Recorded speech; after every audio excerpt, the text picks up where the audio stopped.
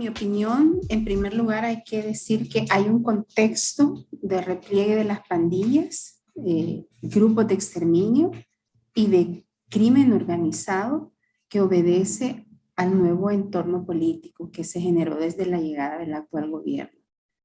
y que desde mi perspectiva podría apuntalar una especie de pax mafiosa o de paz mafiosa, con la idea de mantener una percepción de seguridad entre la población y demostrar pues supuestos éxitos del gobierno, además de tener control también de los grupos armados. Ahora, en el caso de las pandillas en concreto y de los homicidios atribuidos a las pandillas, las investigaciones de las agencias de seguridad de Estados Unidos han confirmado en meses recientes lo que al inicio eran indicios, ¿no? Y luego sospechas creíbles, es decir, la existencia de un acuerdo entre el gobierno y las tres principales pandillas para bajar los homicidios. Entonces ahí radica un factor importante que explica en parte esta reducción. Pese a este acuerdo, hay que decir que la reducción que muestran las estadísticas oficiales es espuria, es decir, no refleja la totalidad de muertes violentas que ocurren en el país. Esto principalmente debido a la práctica bastante generalizada de ocultamiento de cadáveres entre las pandillas y otros delincuentes. Hay que decir que siempre ha existido poca transparencia de los ejecutivos en el manejo y en la conducción de las políticas de seguridad. Ese ha sido el denominador común. Sin embargo, nunca me parece a mí habíamos estado frente a este grado de opacidad, de oscurantismo, de ocultamiento de la información relativa a seguridad. Posiblemente no solo porque no existan políticas, ni planes, ni estrategias como herramientas programáticas, digamos, para la conducción de la seguridad como tal, sino porque estas estrategias buscan otros fines que no son necesariamente el de proveer seguridad a los habitantes. En mi opinión, el tema de seguridad hoy día está siendo utilizada como herramienta para justificar, por ejemplo, la militarización de la seguridad, pero también el militarismo en la sociedad, es decir, para darle un mayor protagonismo al ejército, pero también para fortalecer el brazo armado del gobierno de Bukele, que además es un brazo armado que Bukele requiere para consolidar su proyecto autoritario. En ese sentido, digamos, la estrategia de seguridad, que en mi opinión está basada en militarizar, forma parte más bien de una estrategia de marketing político orientado a mantener la popularidad del gobierno al tiempo que va preparando las condiciones para poder instaurar un estado policíaco, ¿no?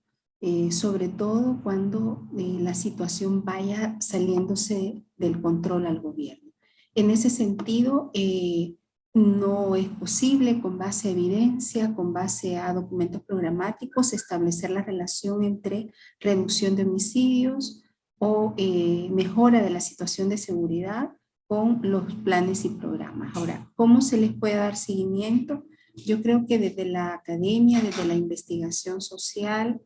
desde el monitoreo de las políticas públicas, es posible definir una especie de fiscalización, sobre todo de estos presupuestos, de estos éxitos, y intentar buscar esa base empírica, ¿verdad? Es decir, si efectivamente estos anuncios, estos logros que se destaquen, tienen elementos que los sustentan. Hasta ahora, digamos, toda la retórica gubernamental alrededor del tema de reducción de homicidios no ha logrado ser fundamentada o sustentada en base empírica, ni siquiera cuando uno contrasta los datos de homicidios. Por ejemplo, es llamativo que en aquel grupo de municipios donde se dice que hubo intervención del Plan Control Territorial, es donde más ha aumentado los homicidios en relación al resto de municipios que no fueron intervenidos. Entonces, obviamente, hay una disonancia en términos de la retórica y el dato y la evidencia empírica a la que nos podemos aproximar en medio incluso de tanta opacidad. La evidencia empírica en otros países y sobre todo partiendo de modelos exitosos en reducción de homicidios ha mostrado que efectivamente, digamos, la capacidad de los estados para proveer seguridad desde una perspectiva más holística involucra en primera instancia la formulación de una política de Estado que va más allá de un gobierno, es decir, una política que no se restringe a una visión de corto plazo o que se restringe a las acciones del gobierno de turno, sino supone construir toda una visión colectiva de lo que queremos en materia de garantías de seguridad para la población, enfocándonos incluso en aquellos sectores más vulnerables. Esto involucra acciones de corto, mediano y largo plazo, es decir, acciones preventivas, sobre todo lo que se llama el nivel de la prevención primaria, que es fundamentalmente inversión social en aquellas zonas o sectores más afectados por la violencia y entre los grupos más vulnerables, pero también supone toda una coordinación interinstitucional para intervenir los territorios con base a sus propias características de seguridad. Entonces, plantea por un lado una política con una visión de largo plazo, con una visión estratégica que se construya colectivamente, que se territorialice, porque no vamos a implementar las mismas medidas en un territorio respecto a otro cuando sabemos que no solo hay diferencias en términos del diagnóstico de seguridad de las comunidades, sino también hay capacidades, factores de riesgo y factores de protección que son distintos en cada sector. Adicionalmente, es fundamental el tema de la rehabilitación, es decir, la inversión en aquellas personas que han entrado ya en conflicto con la ley y que en este caso, digamos, están bajo la tutela del Estado en programas de reinserción y de rehabilitación. Pero adicionalmente también supone, digamos, toda estrategia integral de seguridad, involucrar el concurso y el esfuerzo de distintos sectores, tanto locales como del nivel nacional, y esfuerzos interinstitucionales que supone, digamos, atender no solo el tema de la disuasión o del control policial, sino aquellos factores de riesgo que están a la base para la proliferación de conductas delictivas, sobre todo en la niñez temprana y sin duda, pues en los preadolescentes, ¿no? Que son los grupos de mayor riesgo. Esto no ha existido en el país. Hemos tenido algunos ejercicios de políticas de seguridad con una visión macro, pero lastimosamente no se han llegado a implementar porque entran en conflicto muchas veces con esta lógica cortoplacista bajo los cuales los gobiernos de turno suelen funcionar. Dado que no tenemos los documentos que indiquen, digamos, cuáles son las prioridades en materia de seguridad, no sabemos realmente, más allá de los homicidios, que es lo que se ha publicitado, a qué otro tipo de delitos le apuestan reducir. Sabemos que bajo la lógica también de acuerdos políticos con pandillas, las desapariciones o en contextos como los acuerdos, digamos, con pandillas, el tema de la desaparición se vuelve un incentivo, es decir, al final se generan determinadas condiciones que favorecen que, aunque no haya homicidios, emerjan otros hechos delictivos que tienen gran impacto en la sociedad, como lo hemos visto en el caso de las desapariciones, ¿no? Las pandillas optan por reducir los homicidios, pero aumentan y complejizan estas prácticas de desaparición forzada, principalmente, digamos, en este caso de particulares, de miembros de la comunidad, como un mecanismo para generar impunidad, pero también para favorecer este acuerdo de no contabilizar los muertos, porque como sabemos en el caso de El Salvador, esta práctica supone generalmente el ocultamiento del cuerpo de la víctima y esto hace que este cuerpo no pase a formar parte de la estadística. Entonces, en ese sentido, se generan, digamos, condiciones subjetivas y objetivas para que emerjan otros hechos delictivos, pero también en la práctica lo que estamos viendo es que las comunidades están sometidas a una mayor presión y ejercicio de control por parte de estos grupos, que no necesariamente a veces son denunciados. En contextos de pactos, y sobre todo es una preocupación mía en la actualidad, hay un mayor nivel de miedo, de amedrentamiento de los miembros de las comunidades para denunciar. Esto se traduce también en términos de una reducción de denuncias, en la medida en que la gente básicamente está sometida a la voluntad absoluta de estos grupos delincuenciales, y una denuncia supone básicamente comprometer su vida y la de su familia. Pero adicionalmente vemos que en contextos de pacto también los controles policiales, las intervenciones,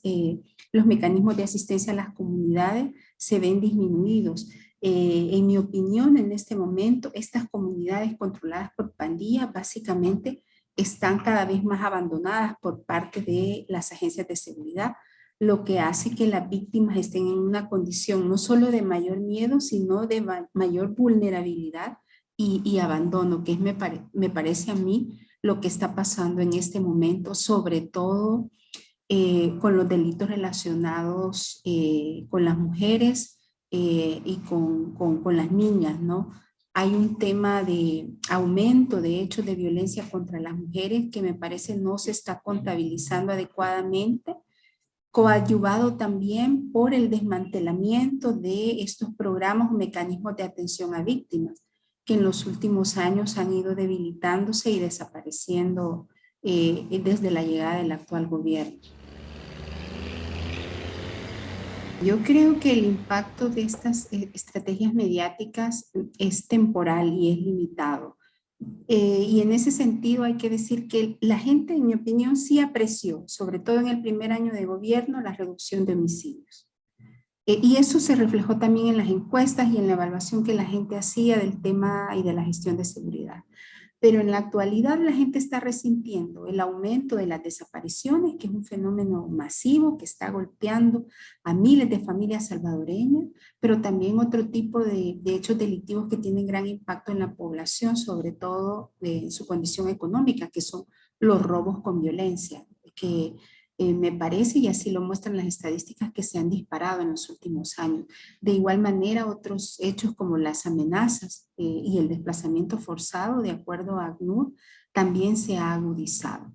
Entonces, en la medida en que esa violencia se ha transformado ahora en hechos cotidianos o en un mayor control de las pandillas en los territorios, la gente está advirtiendo en su situación concreta y real que la situación de seguridad no ha mejorado, como lo dice la propaganda gubernamental, aun cuando sabemos que la gente ha desarrollado sus propios mecanismos de adaptación y de normalización de la violencia, ¿no? Y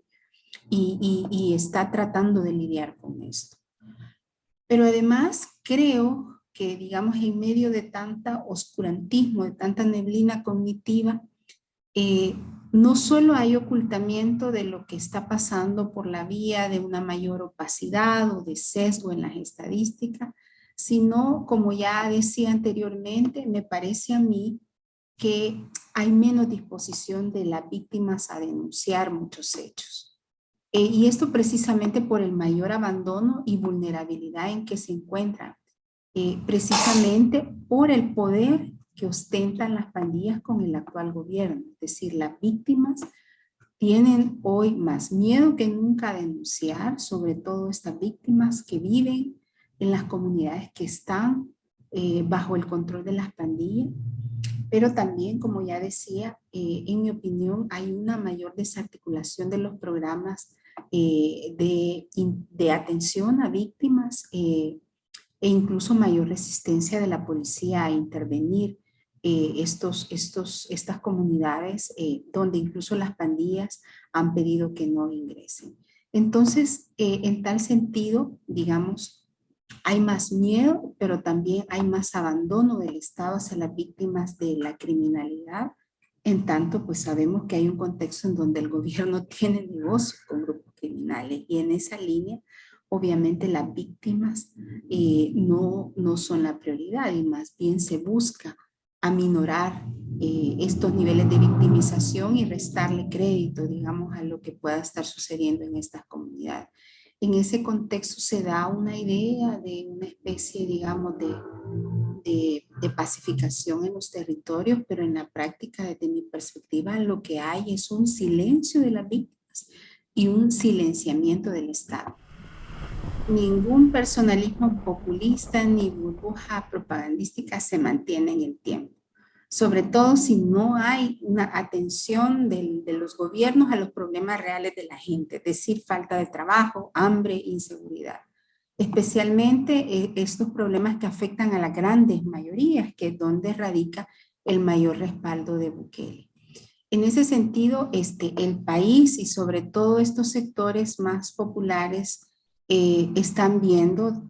seriamente deteriorada su calidad de vida, ¿no? Hay un aumento del hambre, del desamparo, del abandono de estos sectores. El saqueo institucional de los recursos en los que ha incurrido estos 2 años y medio el gobierno y este derroche escandaloso de recursos del Estado por parte de los funcionarios está dejando al gobierno sin dinero para mantener este esquema demagógico de entrega de regalías. En ese sentido, desde mi perspectiva, el descontento está creciendo y pronto la gente se lo va a hacer sentir al gobierno. Por tanto, el Ejecutivo necesita preparar la respuesta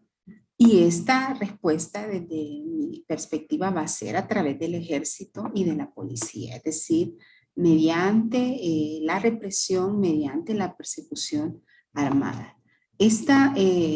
Digamos, si miramos los gobiernos autoritarios en los últimos años, esta es una constante generalmente en este tipo de gobiernos.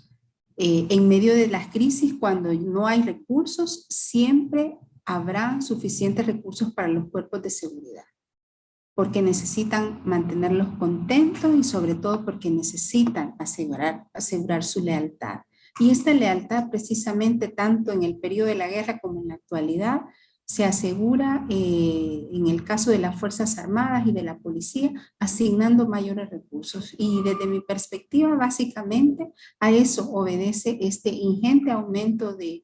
presupuesto, de recursos, de poder asignado al ejército en un contexto en donde, de acuerdo al discurso oficial, la situación de seguridad ha mejorado significativamente y por tanto no se debería de justificar una erogación presupuestaria al ejército y menos un refuerzo en el número de efectivos asignados a la seguridad, como lo está proyectando el gobierno para los siguientes 5 años. Lo que podemos inferir a partir de estos 2 años y medio es que al gobierno de Bukele no le interesa ejecutar políticas públicas de bienestar para la población. No le interesa mejorar la calidad de vida, no le interesa, mejorar la fuente de empleo, no le interesa hacer una mayor inversión social que eleve las herramientas educativas de la población, pero también que provea mejores servicios, cobertura educativa, cobertura de salud. La lógica que hemos visto incluso en un contexto tan duro como la pandemia es que realmente a este gobierno no le importa la gente. La gente no es prioridad para ellos. La gente es un medio para conseguir su fin, que es fundamentalmente, desde mi perspectiva, como yo lo he dicho en anteriores entrevistas, es básicamente sostener un esquema de saqueo del Estado y un esquema de concentración de poder que le permita mantener un manto de impunidad alrededor, digamos, de todos estos hechos escandalosos de corrupción, ir, digamos, acumulando gradualmente cada vez mayor poder, mayores recursos para perpetuar su proyecto autoritario. En ese contexto, la gente solo va a ser prioridad con fines electorales o con fines populistas, ¿no? Y en la medida en que, como digo, el marketing político vaya impactando menos en el clima de opinión de la gente, en la medida en que el descontento emerja,